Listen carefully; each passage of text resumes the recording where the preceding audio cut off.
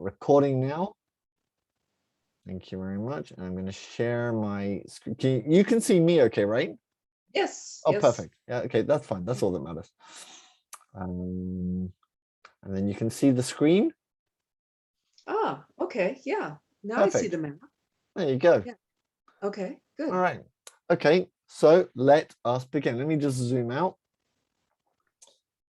And I'm just going to go over I'm just going to shut my door because I can hear the TV. And then I'm going to, okay. Right. Okay.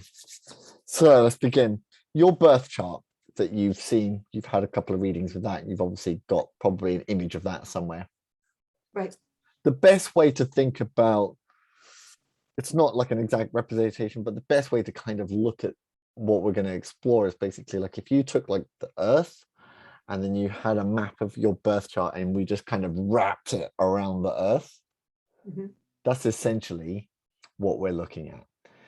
Okay. Astrocartography literally is you manifesting itself on the planet Earth in different locations. Mm-hmm. What we're looking at here is your map of the world. Let me just, I mean, it's centralized on America, but if we put the whole world in, it's kind of something like that.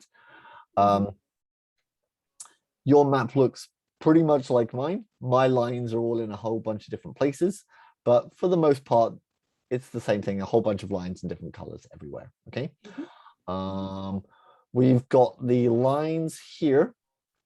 Actually, I just need to find another map for you because I want to, what do I want? I just need to open up another map so I've got a reference point.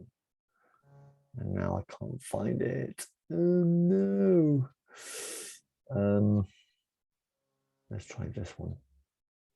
Personal portrait. Nope, I don't think it's that one, but we'll open it up anyway. And let's see what we come up with. Nope, it's definitely not that one. Okay, so let's go to you.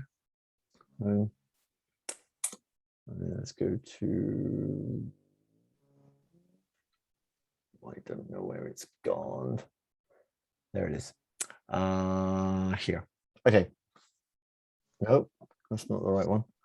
Oh, there it is. Okay, well, that's my one. We don't need that one at all. We need you. You've gone. The Alphonsus Clay. Okay, so this is your birth chart. And basically all of these kinds of lines and the energy of all of this information, all of these planets all kind of bunched together in Leo and all these ones kind of bunched together up here in Scorpio. This is basically manifesting itself on your map of the world. So there's going to be a whole bunch of lines that are very close together, like your moon and your Mars, Mars here and the moon, because you've got your moon and your Mars close together over here. Yeah, in the 8th house. Yeah. Right. So it literally is you projected onto the Earth. Each one of the planets is manifesting itself in one of the 4 cardinal houses, the first house, 4th, 7th, and 10th, as the axes, the AC, IC, DC, and MC. By the way, if I'm talking about any of this and you don't know what I'm saying, just nudge me and I'll go over it. But just because you've got an understanding about the chart, I'll just kind of whiz through it. So you can see here, for example, we've got like here, like Jupiter on the IC, Jupiter on the AC, Jupiter on the MC, and then Jupiter here on the DC. So it's the same energy of Jupiter, but the focus of the Jupiterian energy is going in one of these 4 directions. Likewise, we've got like these vertical lines, and these ones are the ones that are going like through around the Earth from the north to the south, and they are the polar opposites. So you would have, for example, the MC is here on this line, and then the opposite side of the world would be here on the IC. So it's going up one side, coming down the other, and then likewise this wave, this is the horizontal one, which is going the descendant to descendant. So it goes up one side for the descendant, comes down the other side, does the ascendant, and vice versa. Okay. Right.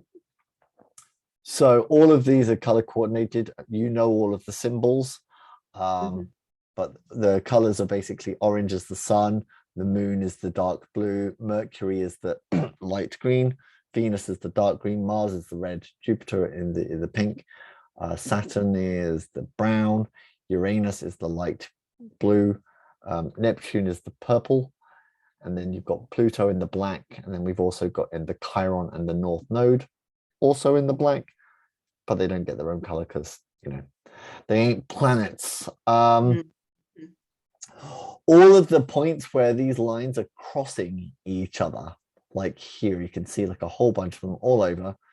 These are known as parans or parans, however you pronounce that A. I can never get it right. And this is a point where the lines are crossing each other. That's the intersection. And at that point where it's crossing, it's like a vibrational like wave that emits horizontally around the world, everywhere that's at the same latitude or longitude. I can't remember which one it is, which on the height, whichever one the height is, it vibrates at that one. And so, for example, if you were living in the middle of Saudi Arabia, you would be at the same height as many of these crosses here.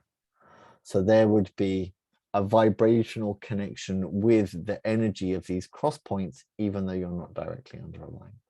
Okay. Likewise, we've got all of these circles you can see here manifesting themselves. Each one of these circles is on only the MC line. So anywhere on the midheaven line is the circle point. This is known as the equinox. And this is the line at its strongest point. If you could imagine the intensity of the line being 100%, then being within the radius of the circle would put you at, was it the diameter? I think the diameter is all the way across. The diameter of the circle is anywhere within the diameter would be same way you would be within the horizontal frequency of that energy. But these are really strong, unlike the parans, which are kind of a little softer in their sensation. These ones are going to be a lot more powerful, especially if you were living somewhere like here and you're at the same height as this one, plus this one, plus this one, plus the crosses, plus the crosses. So there's a lot there.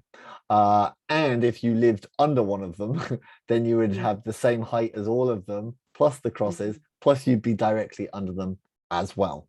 So it would be like super, super intense to deal with. These lines that we're looking at are known as power lines, and they are somewhat similar to those ancient old ley lines, you know, the power lines that run through the earth, all the Druids and the Mayans and all that kind of stuff. They were all connected with that energy. These ones are connected with you. The closer that you are to the center point of the line, i.e. kind of directly under it, the more intense the energy. So if you were like at 0 degrees directly underneath it, the volume would be like 100%. In turn, like if you were living in the circle, that would be like 200. But as you move away from the power line, that volume kind of dials down a little bit, and until you're probably about 200 kilometers away. So anywhere within a 200 kilometer reach, I guess you could call it, you would be able to feel the effects. However, the closer you are to the line, the more commanding it's going to be with regards to demanding your attention. Okay.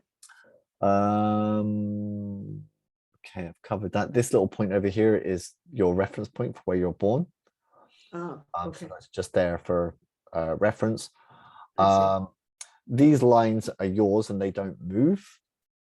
And so you don't necessarily have to live under one of these lines to feel the effects of the lines. Especially in 2021, it is possible to live under one line and have a boss under another, or have a business registered under one line and be on holiday somewhere else. likewise, transiting underneath a line is going to have somewhat of an effect. And also people in your life that are from these lines, even if you're not directly under them. Likewise, you meeting people from under the different lines could somewhat project the energy of that line onto them, even if they are from another. So it's like a blurring of the energies then at that point. Okay, so I've covered that.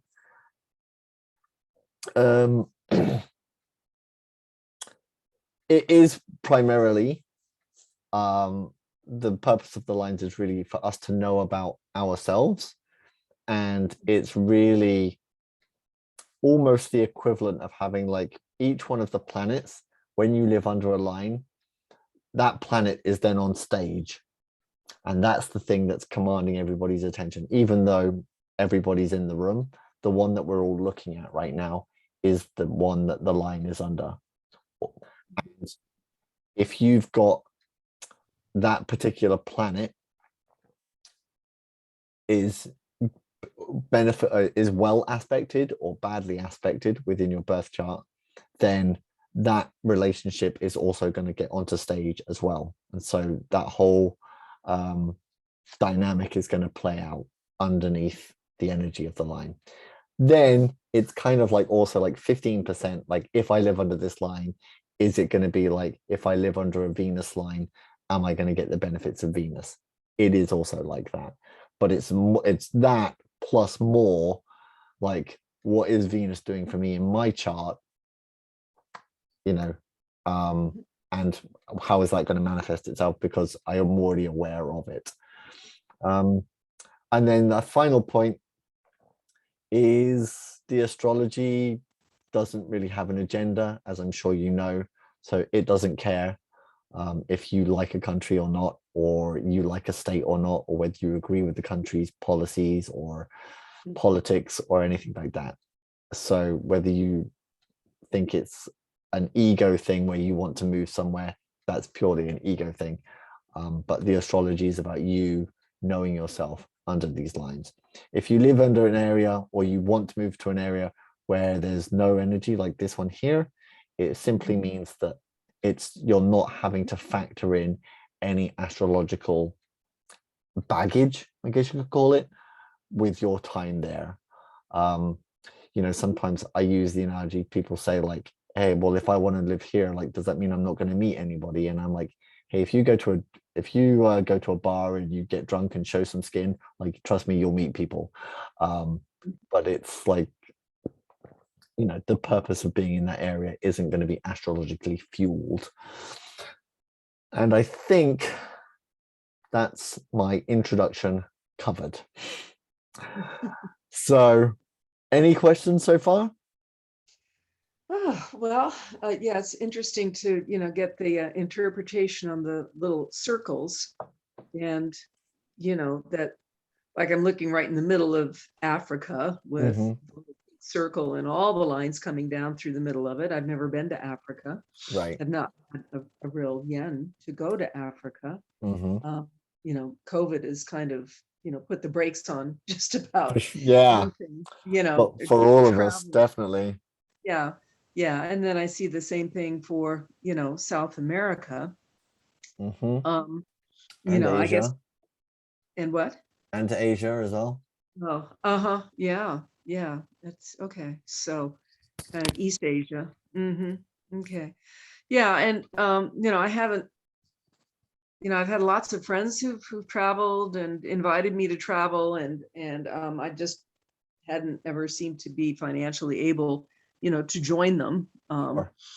So I kind of, stuck to, North America Of course. between, pretty much, Sonoma County, where I spend the winter, and then Alaska, where I spend my summers, which is where I am right now. I'm just finishing up a tour guiding gig. And I would say that probably of all the places I've lived so far, but it's been limited. Alaska is my true love as far as the summertime. Right.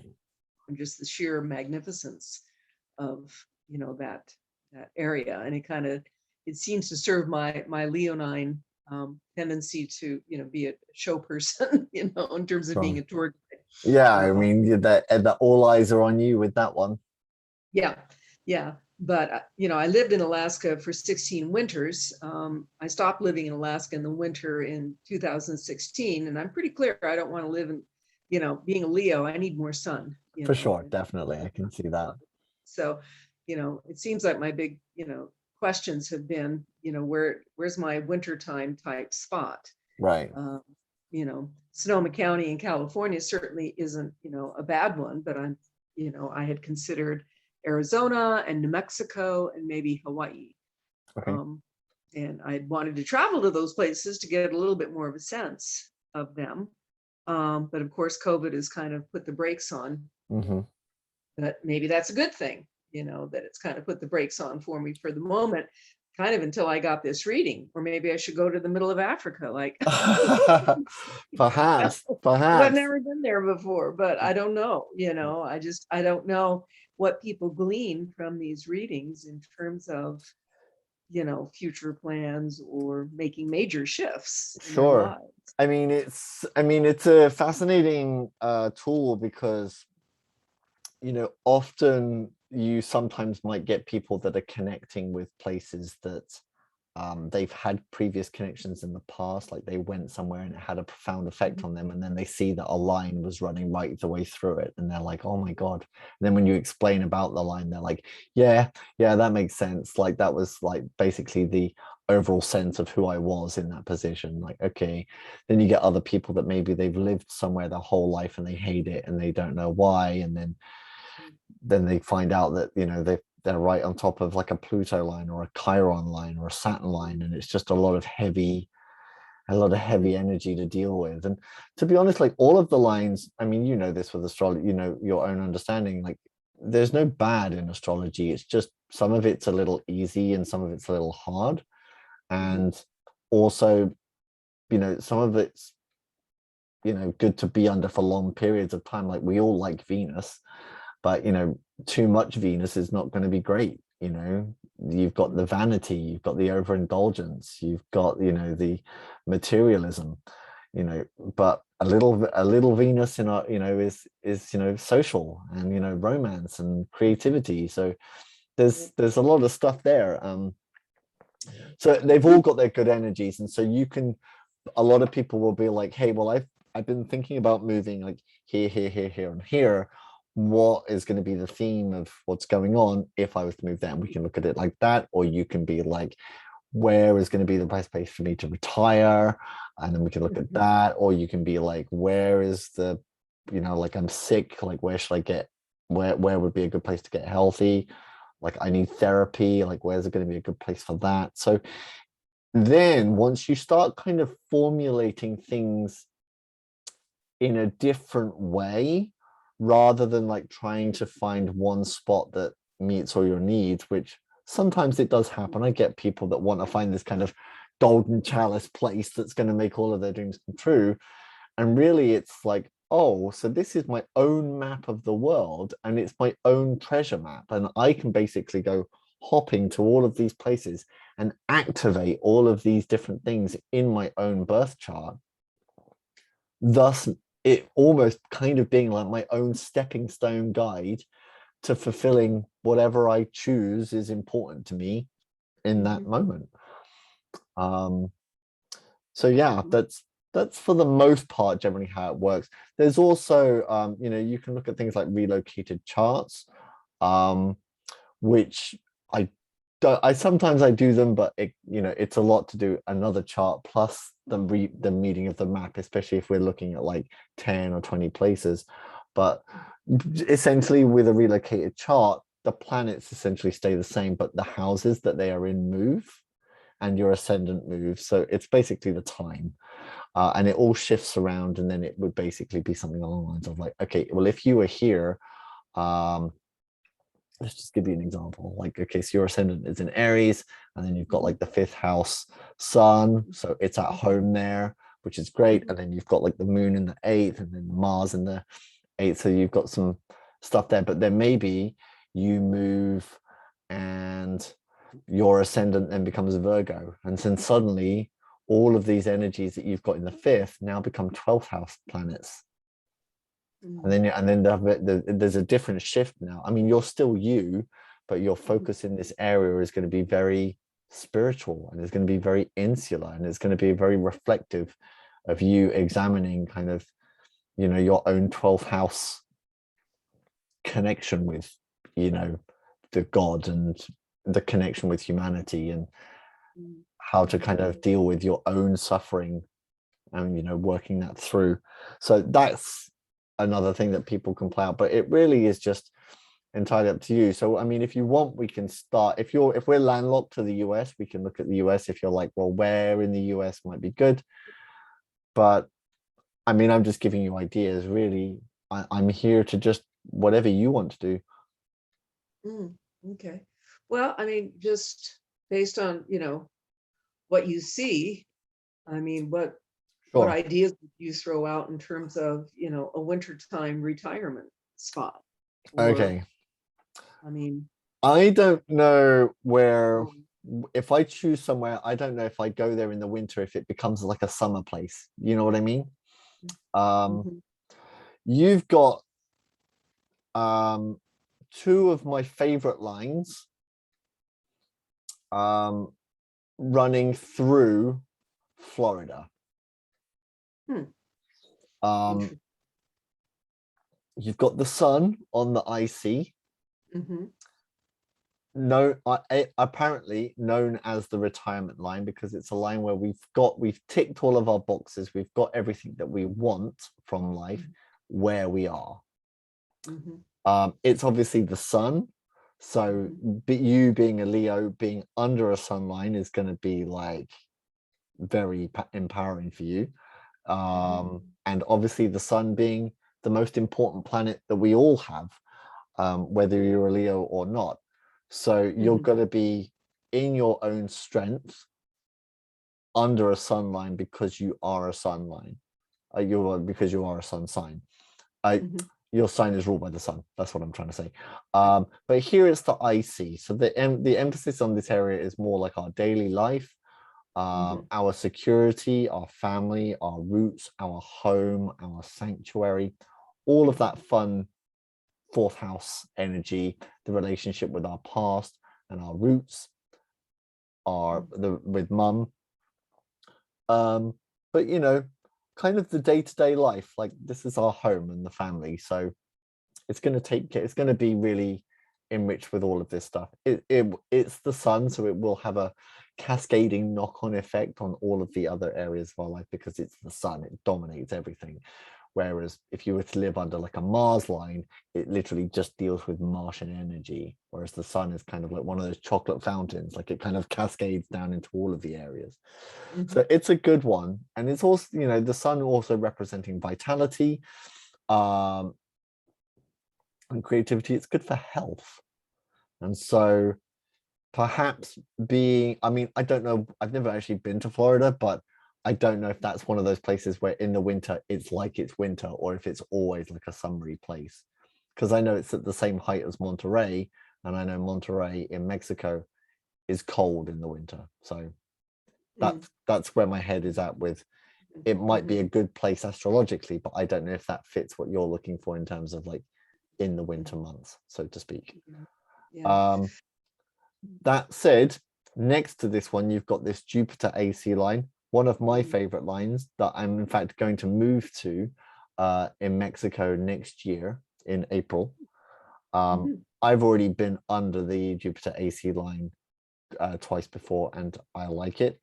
Um, Jupiter obviously rules Sagittarius, but Jupiter is it's conjunct my MC in Gemini, and I'm a very ambitious person, so I want to move under this line to activate my Jupiterian energy. Plus, it's also Jupiter. It's a fun. There's a lot of opportunity there, Mhm. a positive outlook on things. So I like it. Mhm.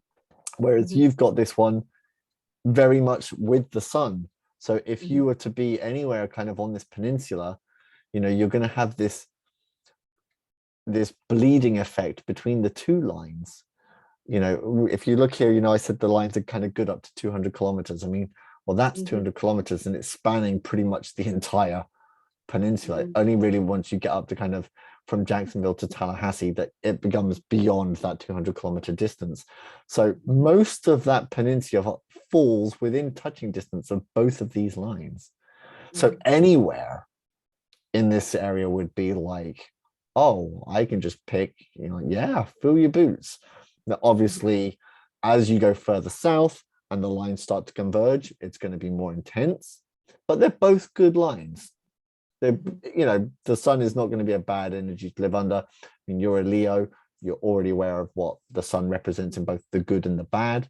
And so you just take it with the, you just take it with the rough. When you float the good, when you live in a sun area, you float the bad parts of the sun as well. But, it's just about handling that energy. And the same with Jupiter as well. Likewise, before I move, I'm going to move from left to right. But before I do that, I'm just going to quickly go up. So again, if you imagine that 200-kilometer scale is kind of like, I don't know, maybe that's like here. So that distance is probably about 200 kilometers, like maybe Tallahassee to the line. So anywhere, if we drew like an imaginary line that was like parallel to this one, anything to the, to the right is going to be a lot stronger, but to the left is also going to be a kickback as well. I generally, I don't know, not a lot of people read this, but because I know that the line is stronger to the right, I always read it like 200 kilometers this way, 100 kilometers this way. Just because we are spinning from the east to the west, so everything is going this way.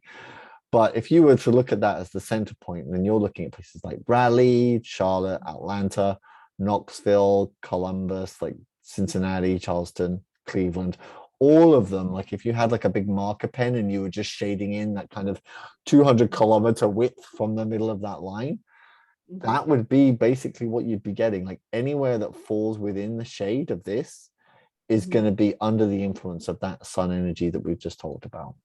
So then you're like, okay, I don't have to stay in Florida if I don't want to.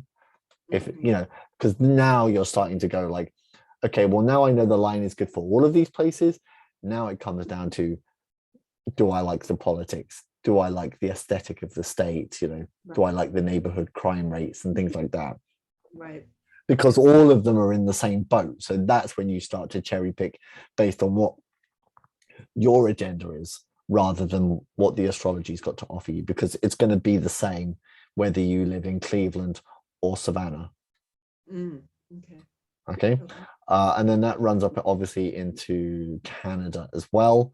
You don't have any power. Oh, okay, I tell a lie, you do. You have a power line. This is a nice one as well. This is a Venus IC.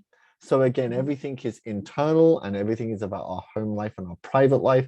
But this time it's Venus, so it's love and money. There's going to be this kind of self-care, self-pampering, buying things for the home, the materialism that comes with staying put.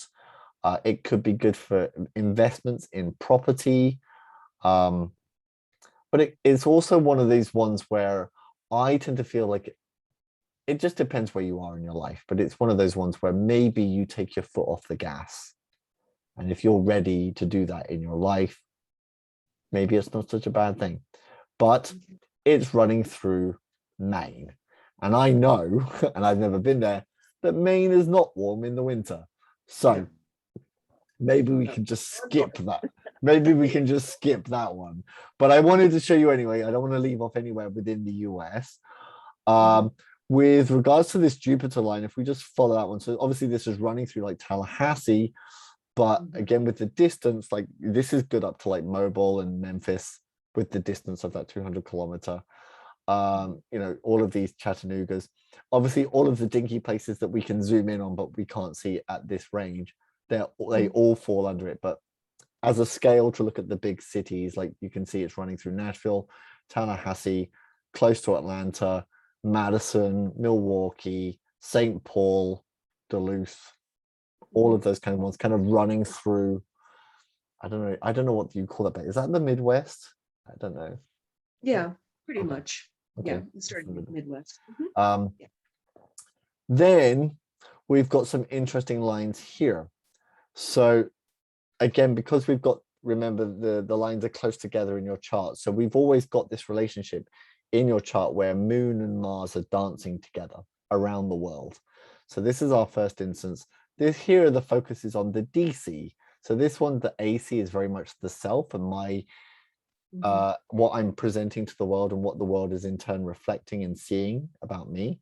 The ICs, which we've looked at, are about your home life, your private life. The DC is our relationship with other people, business partnerships, long-term partnerships, marriage, etc. So with the Moon, there's going to be this like, I want to partner, I want to be with people. It's going to be a blending of the two. Like, I want to surround myself with more people. I want to make more friends. But certainly it's the heavy theme here is going to be like, I don't want to be on my own. If that was something, like, if I was there, for example, I'd be like, I don't want to be on my own. And then it would be like, maybe subconsciously, like, I'm now having to deal with the fact that this place is making me think about relationships and about partnership and what that really means for me. And again, if Moon is badly aspected in my chart, then that aspect struggle is going to present itself, and it's going to be something that my body and my subconscious is going to want to rectify and challenge and figure out. Do you know what I mean? Likewise, we've got the Mars DC. Now, this is not a good place for Mars. It can be, okay, it's a little bit like passion. Yeah, it's great. But Mars is that male, masculine energy of like drive, determination, passion, but it's also anger, violence, temper, impulsiveness, all these kinds of things. And it's DC focused. So it's very much, maybe our relationships trigger us here. Maybe we react when we shouldn't, when normally we probably wouldn't. The tempers are probably close to the surface. I remember my sister exploring this with her then boyfriend. She went to Ireland, and on one side she had the Venus line, and on the other side of it she had the Mars, and the two of them were running like this. She was like, when we lived in this part, we were getting along so well, and when we moved here, we fought, and we were only there for like 2 days. And I was like, huh. So it doesn't necessarily guarantee fighting. Otherwise, people would just be like, let's just not go there. But it basically means like we're going to be triggered here. Like, our temper is going to be somewhat close to the surface. We're going to be more aware of what drives us, what makes us angry, and that conflict is going to present itself. Now, as we go, like, obviously this is right on top of New Orleans and Baton Rouge. I'd say it's quite probably too far out from like most of Texas, like the big places. Certainly, like Dallas is too far, Houston is too far. These dinky little places, yeah. But you can see as we go up, then it's running through Kansas City. Then we've got Omaha and Lincoln. It's crossing literally just south of Sioux Falls, and this is where you get one of your parents. So this is going to be a powerful area, whether you choose to explore it or not. But if you did choose that, this is going to be a reconciliation somehow with your your passion, your masculine energy in the Mars, and what your most feminine element, with the Moon. So obviously in your own chart, you've got both of them in Scorpio. So the two of them are kind of in cahoots with each other, which is nice. It can make you maybe emotionally very intense, or it can make you somewhat maybe impulsive when you're emotionally charged, all that kind of stuff. But it's all going to be in this kind of boiling pot of like Scorpio plus being under these lines. So it could be a toughie, unless you're like, yeah, it sounds like me. It's like, if because at the same time, like, even though you're like, I've got all of these Leo energy, it's like, yeah, you do, but you've also got two really strong energies in Scorpio. And actually, if we all of these planets in us want themselves to manifest themselves all at the same time. So maybe sometimes when we live somewhere, like, this part of us becomes more apparent, it's more stronger, and then we live somewhere else and it's almost like the other one gets put on the back foot, even though it's like crying for attention. So it could be a toughie. Uranus, obviously, Uranus, it's an awkward one, and Uranus on the IC could be a little difficult, especially if you're looking to put roots down anywhere or anything like that. So I didn't Mhm. actually say that that continues up into like North Dakota, but really Mhm. I know that all of these places are cold, so I Mhm. didn't want to waste any time with them. Um, Right. this Going is, south, though, this icy Uranus. yeah. Yeah, because So I was are we still in Texas? I yeah, was so looking around. Yeah, I have friends that I know from Alaska that winter um kind of between Las Cruces. They're in somewhat eastern New Mexico okay, around somewhere Silver around City. here.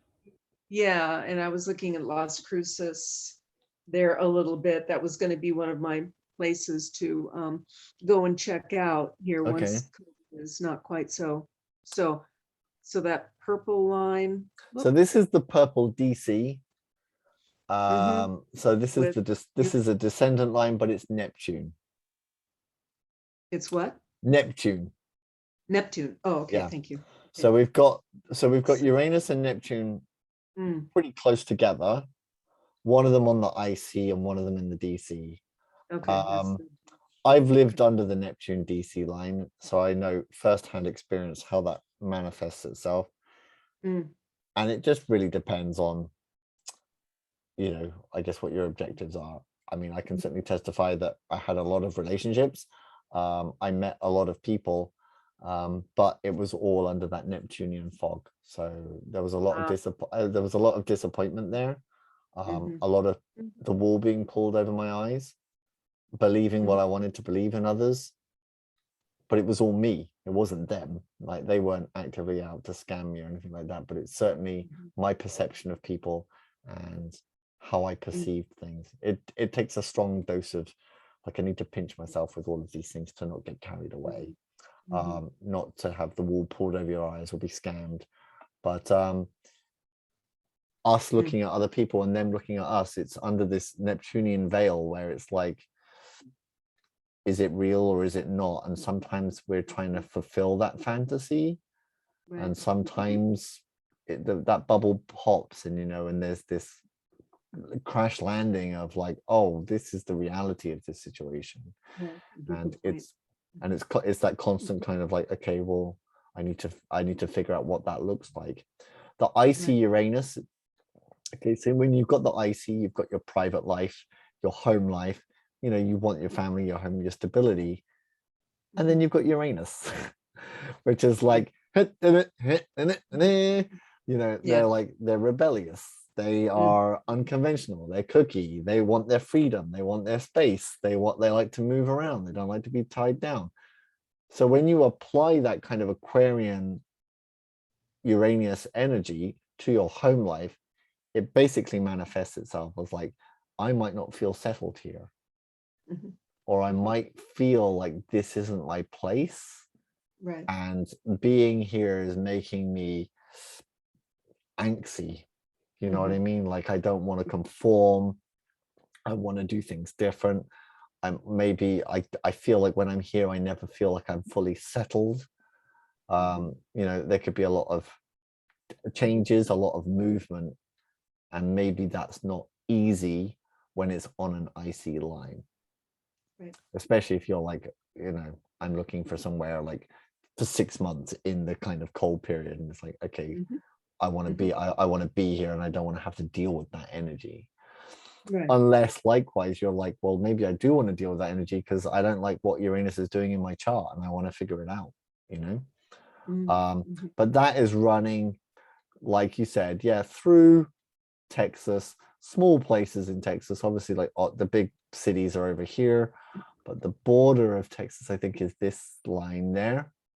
yeah, and then we're So getting into what they call West Texas, which is pretty barren. barren, yeah, it's pretty barren for the most part. I mean, I did this journey once, Mm, from mhm, Oklahoma City to Albuquerque, all the way to San Diego. So I remember just driving there, going, there is a whole lot of nothing.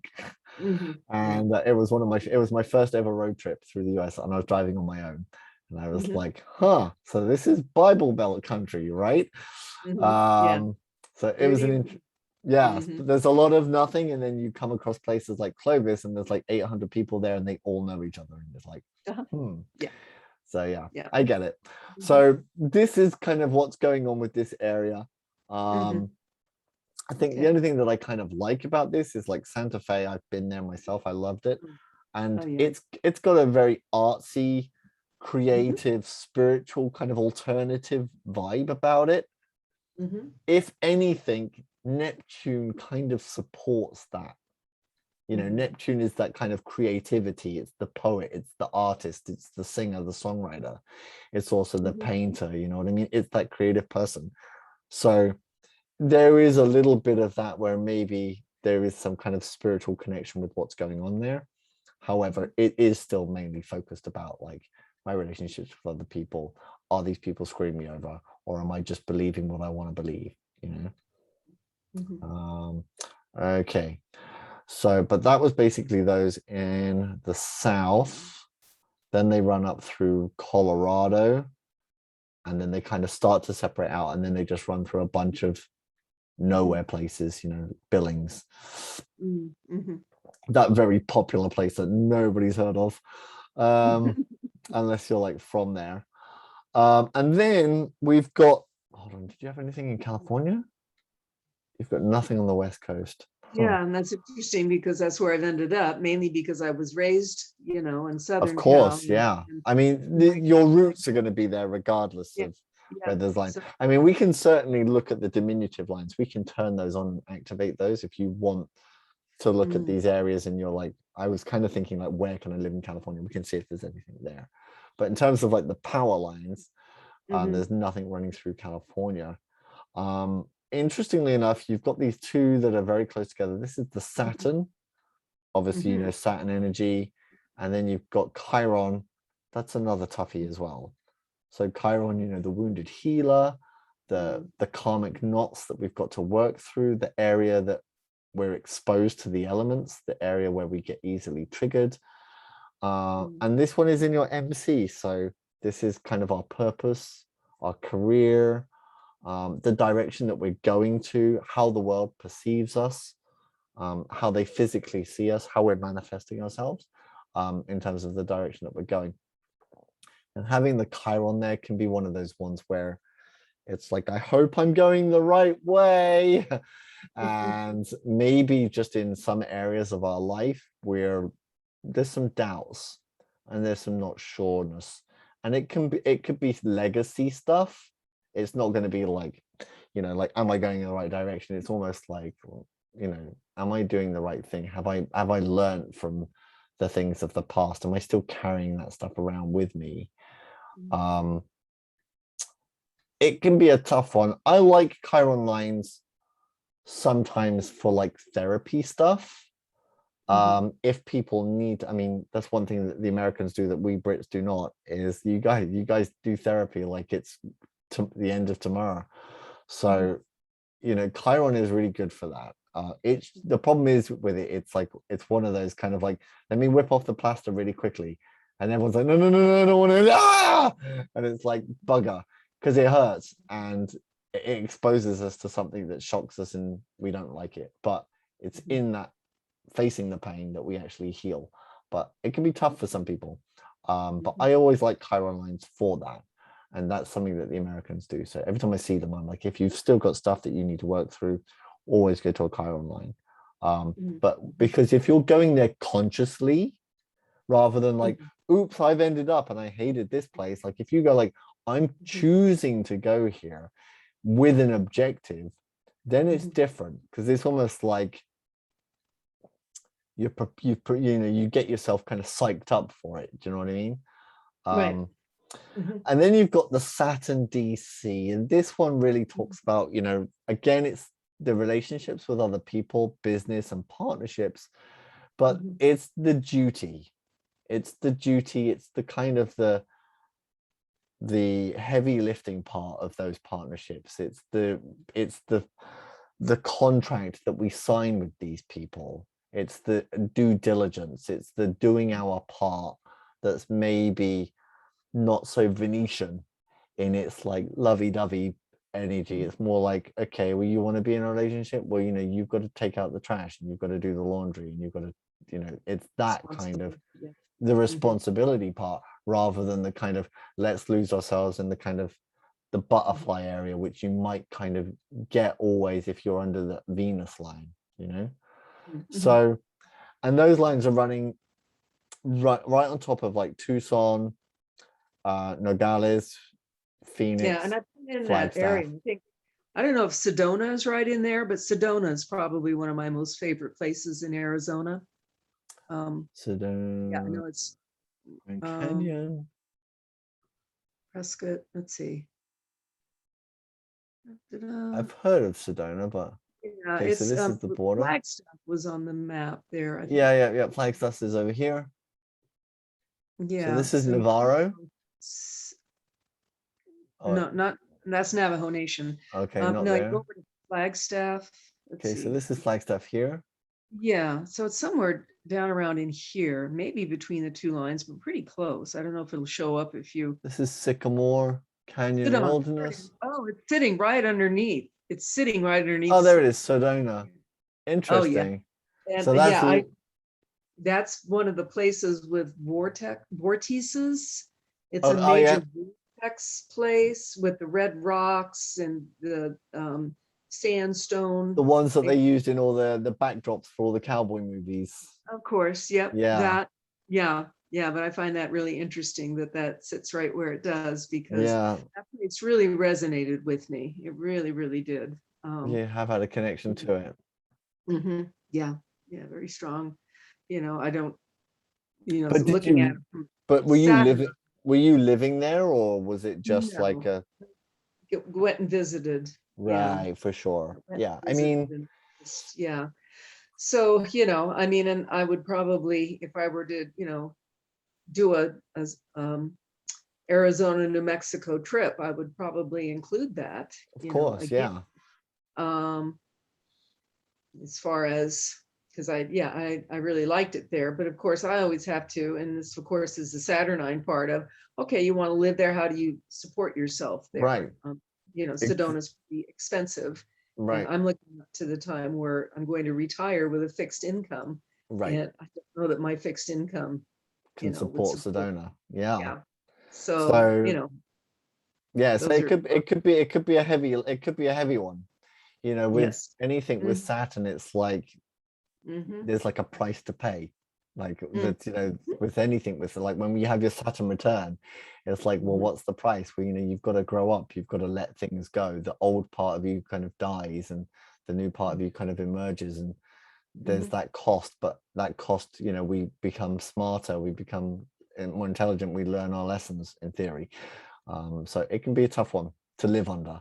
Yeah. But yeah, I mean, you've had a connection with it and you're like, yeah, I liked this place Oh yeah. aesthetically because of like you said, all Yes. of the landscape. But it's a Yes. different question when you've got to live there and, like you said, do the bills and do all that stuff. Like it could be a different energy. Right. And you don't want anything that's going to taint. Like, oh, I went there once and I really enjoyed it, and then I lived there and it sucked, because then you're gonna be like, Yeah. oh, well, that's ruined it for me. Did you want to look at Hawaii? Yes, I had. Kauai is an island wide. It's one of those lines run down through, let's see where, Well, there's it's because you've got some. Okay, you don't have any lines that run over it, but they're close, huh? but you've got a couple, and they're good lines. Well, good, favorable lines, but they both miss. They're both DC focused, which is the relationships with other people. This one is the sun, so there's the polarity between the self versus the other. We're seen favorably by other people. It's where we're confident in our relationships with other people. All those kinds of interactions are very nice and pleasant. However, it's quite far out, but yeah, it's quite far. But this one is a little bit closer, and Yeah. it's one of the better ones for surrounding ourselves with people and having people be generous to us, having people see us very favorably. Mhm. It's a pleasant line. If you're single, it's known as the marriage line. Hmm. Not necessarily that everybody that meets under this line or knows somebody from this line ends up with a happy ever after, but it's one of those ones where it's activated. So we're certainly not short of suitors. But it's a good line to live under, and it's also money as well. So Venus and money. So through our relationships with other people, they can be quite fortuitous, and the relationships are somewhat favored. As long as you keep your feet on the ground with don't blow all of your money, don't be a show off, don't take it, don't let it all go to your head. Spending it wisely, it could be a good place.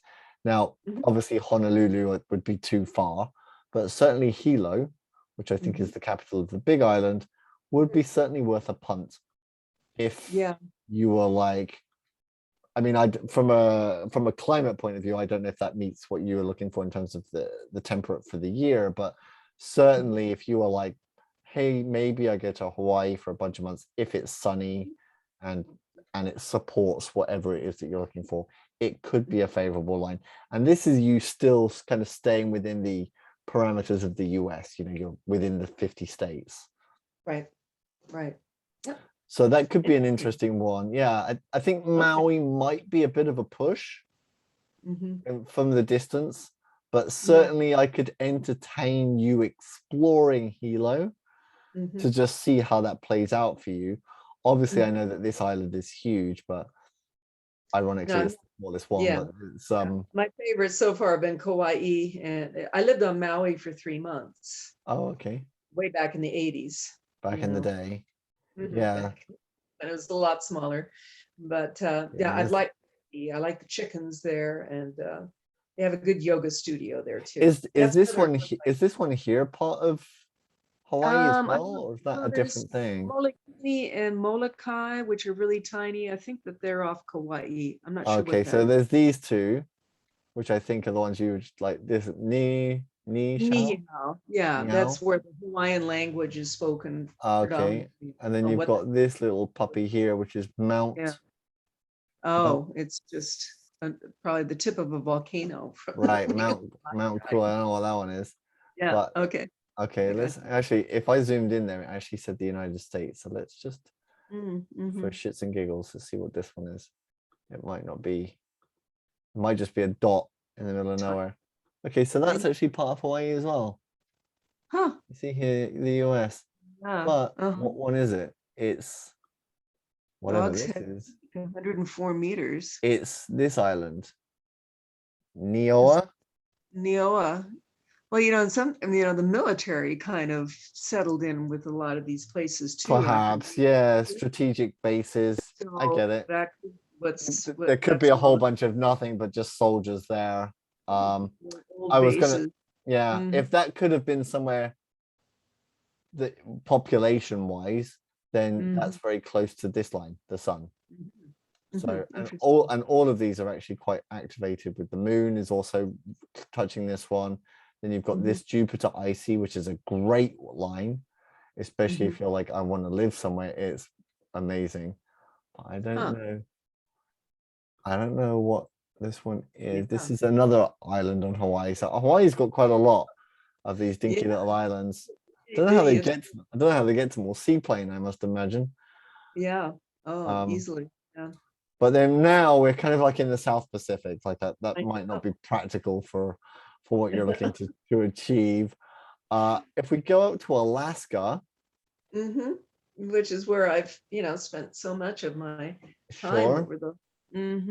So if we look at, I mean, I know that there's a lot of like tundra, like especially in the north, like there's a lot of just basically where it meets the Arctic Circle, right? So this is that sun line, the one that runs very close to Hawaii, but it doesn't cross anything, and then it goes into Canada. It's like the Glacier National Park, but this is all part of Canada. No, which one's Canada? This is the US.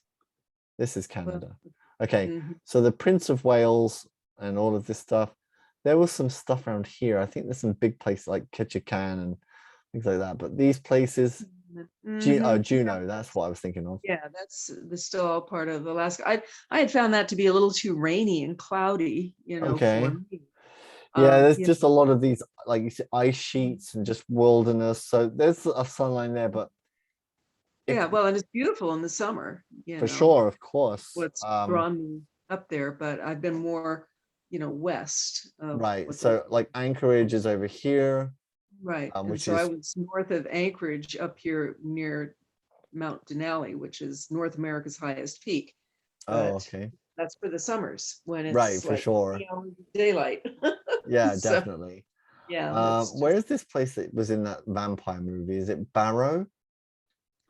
oh, what at the very northern part of Yeah, the isn't there's like a big city that's up in the north, right? I think it's called right. Barrow.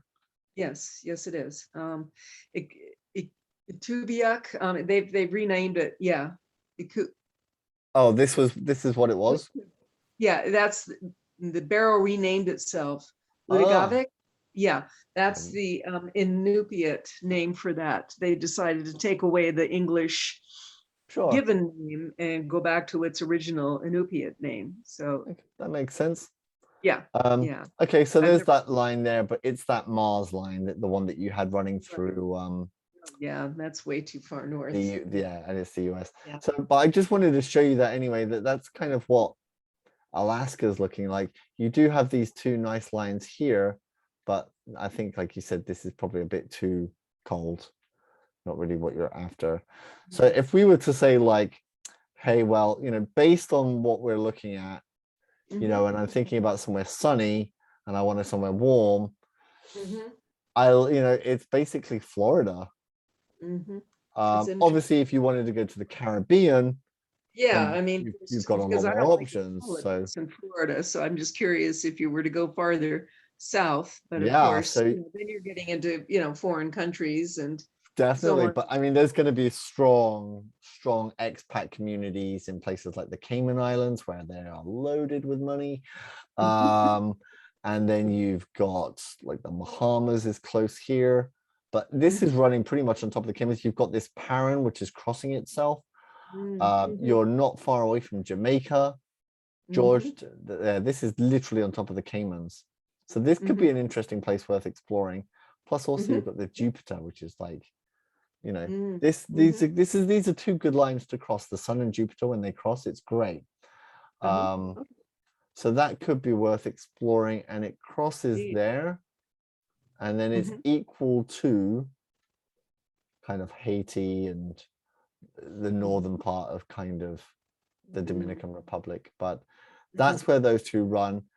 You would probably be able to get a kickback from all three of these lines if you entertained Jamaica. mhm, mhm, I would say so. I don't think that would be beyond reach. Kingston might be a push, but certainly Montenegro Bay, you'd mhm, certainly be chancing it with the Jupiter line at mhm, least, mhm, if not rather. And then, like I said, like the Bahamas, possibly, but then you're mhm. almost at Florida. Like that panhandle that comes out the bottom, not the panhandle. What's it called? The peninsula? No, Well, what the upper the archipelago. Up, or Pegalo, that's the one. yeah, Yeah, okay. whatever they call those things. Yeah. Um, the Key West and the Key Largo part of Florida. I think that's what all of that is. Right. So certainly all of that area is going to be warm. Obviously, you've just got to factor in the windy times of the year when the ocean gets really angry with everybody. Um, Mhm. Yeah. then as you go south, then that sun line runs through Panama, but then you get it meets up with this Mars energy again. Mm, So it's mhm, like, yeah, hmm, mm. you kind of want this bit, but you don't want this bit. Could Yeah. be, but Panama's fairly stable. They've got money in that country, and the economy is. I mean, obviously they've probably got poor bits as well, but if that was something that you were like, I want to go into the warmer climate, then that could be something that I would look at. Um, did you want to look at anywhere particular in Europe? or was it anywhere that you were caught that we haven't touched on? I know we spent the majority in the US because that's mainly where you're thinking, but Mhm. I'm quite happy with Yeah, some other I've places. just not been, particularly drawn to Europe. I'm curious about this spot right in the middle of Africa with, Africa, yeah. So but, interestingly enough, mhm, if we look at this spot there, this is this is like Chad and Niger, and there's mhm, all of these crosses, like the cross, three crosses, mhm, um, and you're under 4 lines within that circle, almost 4. mhm, But if you look, if you can imagine like a line from the top of this one, and then a line from the bottom of this one, and you just draw them like this, and you go sideways, mhm. then you actually fall under the south of Mexico. Hmm. You fall under Belize. Oh, I've heard lots of good things about Belize. Belize is kind of a weird, I mean, I haven't been, but it's like it's a very strong, it's a stronghold for the British Army. Like my Yeah. dad used to go there when he was alive. My dad used to go there all the time, and he was a Uh-huh. soldier. Uh-huh. And it's, I Yeah. mean, they get a lot of tourism from obviously Guatemala and Mexico, but there's, I think they still use a version of the pound, or maybe they've got a peso, but there's a strong English speaking vibe about it just because Mhm, of its relationship with the UK. mhm, So, and mhm, it's a tiny little country, but that Jupiter equinox mhm, would literally be right on top of it. Now, obviously, you'd have to factor in that Mars line, angry mhm, Mars, but it's at the same height. But if you didn't want that angry Mars line, you could probably entertain. I was going to say Puerto Vallarta, but I think it's a bit too low for Puerto Vallarta. Yeah, Puerto Vallarta's over here. But mhm. certainly, I don't know if you know Oaxaca, the state of Oaxaca and the city, Oaxaca City.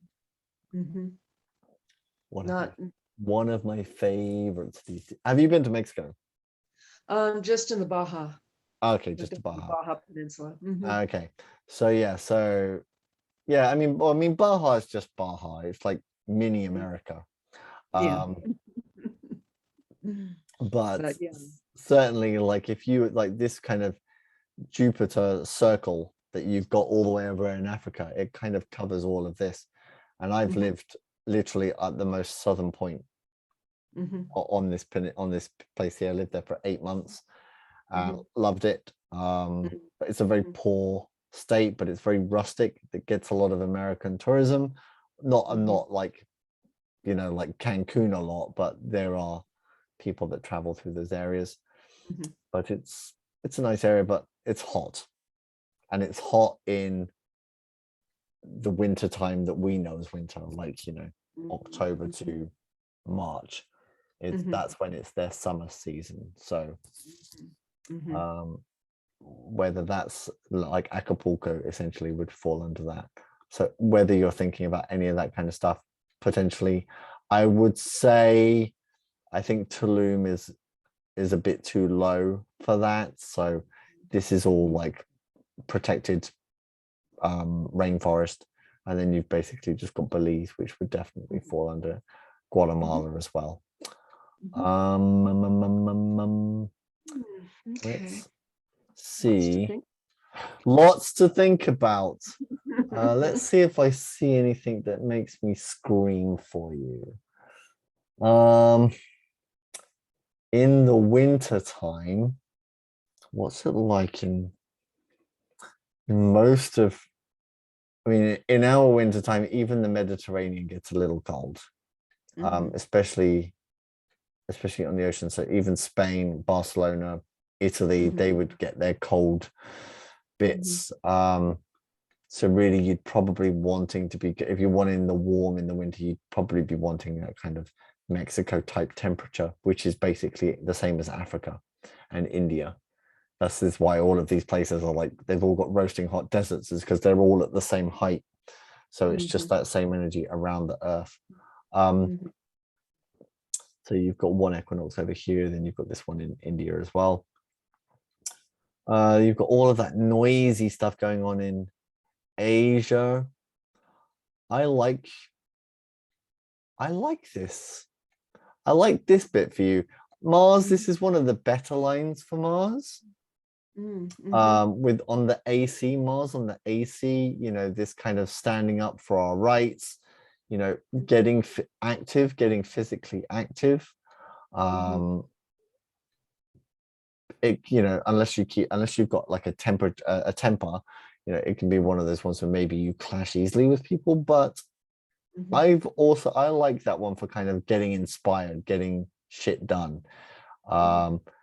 And all of this area is kind of nice for you. Like, this is Hong Kong, I actually think, but you've got the equinox there and the equinox there, but you've also got this pink line and this Venus line, two really, really nice lines that are crossing each other. They're crossing each other underneath the equinox. So it's like, wow, super, super, super powerful. And that is literally like in Vietnam, which is a very touristy place now. And this, I think this is Hong Kong here, which is probably not the best place to go right now, seeing as China's trying to overtake it, you know. Yeah, a lot of my Alaska friends go to Thailand, and you know, I'm really into hot yoga, and I know that there's some studios that kind of advertise themselves in and around. Definitely, yeah. So there's some stuff there definitely for you. If you wanted to go to a more reflective place, you've got this icy North Node line, but for me, I don't like the Pluto MC. But then again, if you're not working and you're like, then it's probably fine. Then you've also got the Mercury line on here as well. So this is kind of a really powerful place to find your voice and how you're interacting with others in terms of speaking, listening, communicating in general. Where else that's warm in the winter? Obviously the south. Oh, hello, New Zealand. Now, they obviously have, in Australia, they have Christmas, they have barbecues because it's roasting hot. So I know that this pit is warm in our winter months. You've got a sun line running right through New Zealand. Same nice line that was running close to Hawaii, but just off the coast. And it runs almost on top of Auckland, the business capital of the island. Like almost on top of it. Yeah, I see that. New Zealand, beautiful country. I call it England without the shit bits. Yeah. I fell in love with it there. Right now, handling the COVID thing like a champ. Like I think like they've had double-digit people pass away and nothing else. And they keep everybody out, I think. And they keep it there. Well, they keep everybody out, which is what everybody should have just done in the beginning. But also, they're one of the few countries that if everything was to go to shit tomorrow, they would be able to survive because they're self-sustainable. Yep. Yeah, they're self-sustainable as a country, so they don't need external trade to really kind of. I mean, obviously, like raw materials, they probably don't have that, but in terms of like farming and water, they would be okay. So that's it could be a potential one for you if you were like, okay, well, maybe I want to go somewhere in a warmer climate, and maybe Mexico is not your jam. This is an English-speaking country. The economy is stable. They've got an infrastructure that you're going to be somewhat familiar with, as opposed to kind of living in though. But, I mean, even if COVID weren't there, I know that Australia has been very restrictive as far as letting. Australia has gone crazy. I think Australia, the president, he's obviously just read a book about Nazism and he's just gone, yeah, let's just try this. Right. But then again, I know other countries have been really careful as far as expats, you know, the whole expat people wanting to leave their country. It's been, I mean, I think there's going to be a change in January. Because right now the South Node is in Sagittarius. Sagittarius ruling foreign culture and long-term travel. So there is this kind of falling back on old habits, and it Mhm. moves in January. I think it's January the 12th or the 13th that it moves out of Sagittarius. So it makes perfect sense that we've kind of been, that's not helped. I mean, it doesn't Mhm. help the fact that we've had Saturn in Aquarius. That's basically one of these things, you know, people, like all of the governments basically trying to enforce new laws on people. Saturn, the law, structure, all that kind of stuff. In Aquarius, the people. So Mhm. it makes perfect sense. And then when you combine it with like Uranus in Taurus right now, so there's that financial instability. People are losing their homes. Like the food um the food chain has been disrupted, and all of this kind of stuff. So it all makes perfect sense. The problem is that when this happens again in 200 or 2000 years time, when we have the same alignments, like, are we going to learn, if we're even still here, you know, are we even going to learn our lessons? You Mhm. know, it was, you know, the one thing that really stood out for me, the last time Saturn was in, like, obviously they locked everybody down, and then the next thing I remember was the George Floyd thing, you know, Mhm.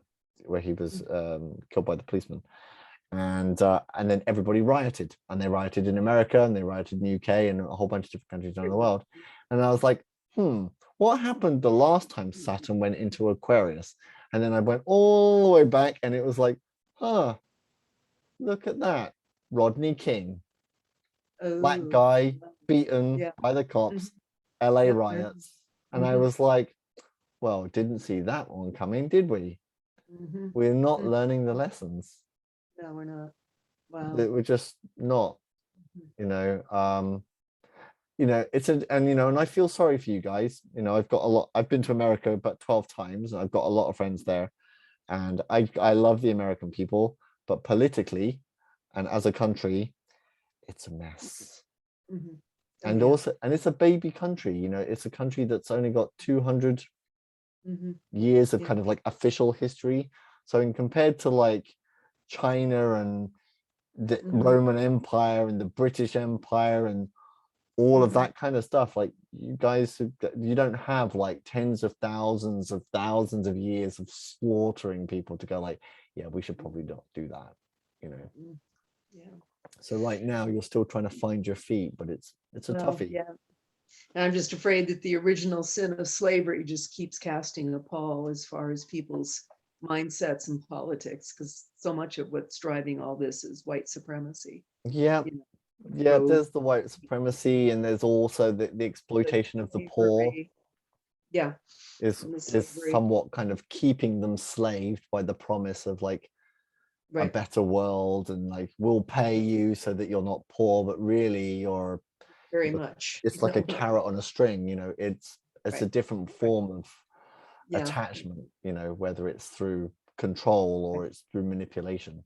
Yeah. um So it's hard knowing. I mean, that's why I keep gravitating back to California, because California seems to struggle, but try and maintain, a little more sense of, you know, um, socialized, sure, it's a it's yeah. a difficult place. Yeah, I've been to, like, of all the places that I know in America, I know San Diego the best. I've been there a Hmm. multitude times. I tried to move there, but the Americans don't like letting in British people.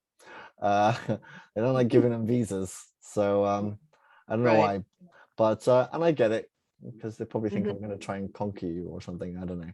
But if we look at like power lines, so if we look at like nice lines, Hmm.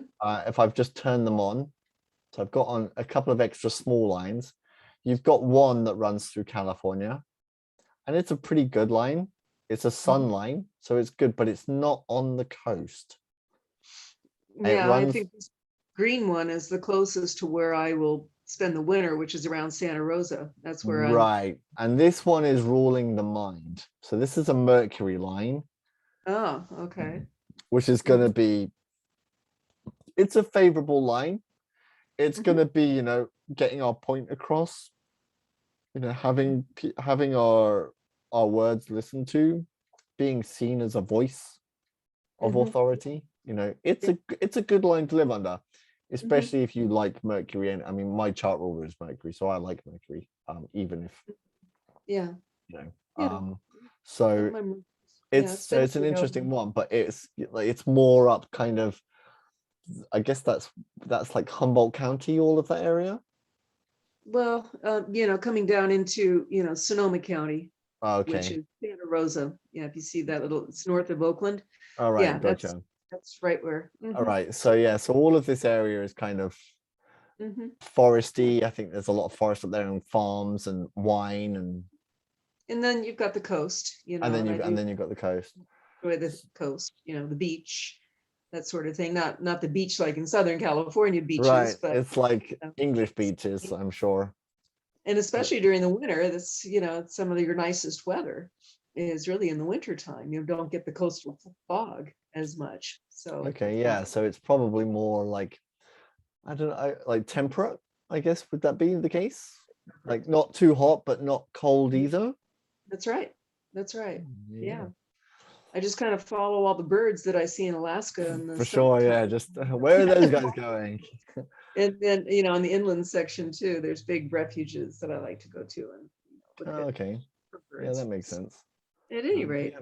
this has been very, very instructive. Really, really helpful. I'm really pleased that I did this. Oh well, thank you. I'm pleased that I've done this. Yeah. I'm pleased that you reached out. Well, And yeah, I didn't know what the MC and the DC and those that were the lines that were really confusing me. I mean, I sure, understood, the symbols for Saturn and the moon and Mars and for sure. like that, but It now, helps when you've done, like your own investigation with the planets. You're kind of always, you're kind of going like, oh, okay, like this is going to be a place where my emotions are going to be important, or I'm going to be really aware of like my feelings here. Mhm, And then when you go mhm, to a Venus line, it's okay, well, it's really all about how I connect with others. mhm, Even though it's not a DC line necessarily, but it's ruled by Venus, which is Libra, which is the connection with other people and mhm, long-term partnership and romance, or not romance, marriage. But then it's also Taurus, which is like the love of food and the love of beauty yeah, and material things and money and mhm, everything that we can acquire. So right, it becomes it. So then once you start to kind of go like, oh, I get it now, it kind of gives you this a little bit of an insight into what it could be like for you. I mean, I've got a Venus AC line that runs through Portland, literally through Portland, and it crosses like this, and this is San Diego, and then it crosses the lower part of, like it probably does what this black line is doing here. Um, but I've been to Portland, San Diego a bunch of times, and I've lived in La Paz and Cabo, and I loved all three of them. I mean, I tried to move to San Diego many times, but when I went to Portland, I was only there for a conference, and I went there for like 5 days, maybe. But the line literally ran on top, like the Sedona for your Saturn line. right, I was right. on top of it, and I hadn't Mhm, even got to the city center, and I was from the airport, and I was like, I love it here. yeah, I'd yeah, been on the train like 30 minutes, and I was like, is that usual? And they were like, like you can have that effect. And I don't know mhm, why, because sometimes I mhm, think a lot of the American cities, they all look the same. Like mhm, unless you go somewhere like Boston where it's really old, or mhm, right. There's a lot of. Pennsylvania where they've got that kind of very farm like look, or New Orleans where they've got that kind of influence of the French and things like that. But Mhm, most of like the kind of cities, like all the skyscrapers and the trailer mhm, parks and the strip malls and stuff, they all look the same.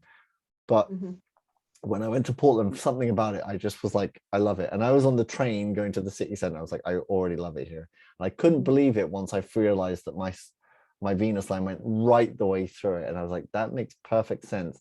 Because San mhm, Diego, I fell in love with it within a day or two, but it was a beach place and I liked it. It was sunny. But Portland, it was raining the whole time that we were there. mhm. But I just loved it and I had no idea why. So Wow. it is Yeah. interesting to always see how it manifests itself in Mhm. your life. And so Yeah. oh, Well, yeah, I have some friends that, tend to go to Florida in the winter, so I probably could arrange to meet with them just sure, as on a trial basis and see, exactly based on that. what we talked about, if I get that kind of feel, Florida kind Yeah, of gives me hesitancy because of the governor there and the Right, for politics. sure. And it's I've always, I mean, I watch a lot of Joe Rogan, and he kind of laughs a lot at Florida. It's got its own reputation, I think, but Mhm. I've never been, so I don't know if it's justified, but Yeah, well, I it's know that it's just, I know that it's, there's a lot of Latinos there. It's a very strong Latin state. right. Yeah, around the southern part, but Yeah. I also think that, Florida is to the Atlantic kind of what, the area around San Francisco was to the Pacific in terms Okay. of, rogue bohemian beach, just this Gotcha. kind of a real, magnet for pirates and, Nice. kinds of rebels. It's a real rebellious kind of southern state, Yeah, as compared to other parts of the South. for sure. And yeah, but at any rate, that's just like kind of a off the top of my head Yeah, no. because I've Well, never been. I've never well, been. I mean, definitely, you know, I mean, if you've got the capacity to do it, then like you said, take a road trip, pick five or 10 spots, Mhm. go rent somewhere on Yep. Airbnb for a few days here, a few days there. And then when you're Right. there, just kind of just see what comes up for you, Yeah. Get the sense of it. consciously, that kind of self-analysis while you're in these places, and just, Exactly. yeah, and just see Exactly. kind of how you feel. Right. Right. Yeah. Um, Because yeah. Okay. yeah. But Oh, but you'll be able to replay this. So if you're like, well, yeah, maybe I that's want to great. do it over here, Really but I think, appreciate that. Yeah. And did you identify what IC means or DC? Do those letters mean yeah, something? so the DC is descendant. Descendant. Yeah, so the And AC is the ascendant. Then you've got the opposite of the ascendant, which is the descendant. They form okay, that ascendant horizon and line. descendant. Okay. And then you've got there. And then you've And got the then IC and the NC. The okay. IC is, they're both Latin. So the IC actually translates as the Imam Coli, but Ooh. its English translation is the Nadir. Nadir. Okay. Nadir. NID. NAD. NAD NADIR. Okay. And Okay. then Yeah. the MC is the midheaven. Midheaven. But Okay. it's Latin is the medium coli. So it's like Mm. the Imam coli and the Hmm. medium coli, but the English is like the nadir and the midheaven. Okay. All right. Well, good. Well, this just really kind of fleshes out, more information for me to consider as I, Definitely. for my retirement and sunset years. And your sunset years, definitely. Well, interestingly enough, they do call Florida the retirement state, right? And you've I got your know. retirement line running right the way through it. So Okay. interesting. Very Um, interesting. Well, I wish you all the best. I'm so glad that we finally got to connect after Yes, all this time, I know. and thank you for reaching out for me. I really appreciate it with everything that's going on in the world. Like, I think I need this just as much as everybody else. But Well, if you, I've sent your website to friends of mine that have been interested in this too. oh, So wow, thank you. I really appreciate that. yeah, and I might, you know, have them watch with me if somebody wants to watch the session, and kind Sure. of so they may reach out to you for a reading. And If they're luckily for you, you had loads of good lines actually in your own country. I've Mhm. seen some people, unfortunately, they're like, America's nothing. They've got like one line, and then like, Oh, and I'm like, oh, I'm so sorry. And or, like Europe or Asia or India is like supercharged for them, and they're like, but what about if I want to just stay here? And I'm like, well, you can stay there, but all of your fun stuff's happening over there. right. Right. Uh, Well, so maybe you've got it'll. some good ones in your own country, which is great, and I Okay. like that for you. Okay. I really appreciate that. That makes me happy. The luck of the planets, The right? luck of the planets, yeah, definitely.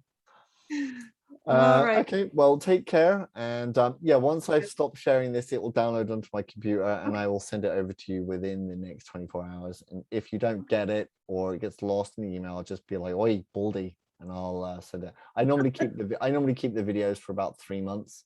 Okay. And yeah, and so I should Okay. still have it if you don't get it. And if I Okay. send it, it will normally just say you sent it to Frances, but she hasn't downloaded it yet. Okay. All righty. Cool Okay. beans. All right, take care, my dear, and I wish you all the best. Yeah, and you too. Thank Same you for again. you. Bye-bye now. Bye-bye. Bye-bye. Oh, there we go.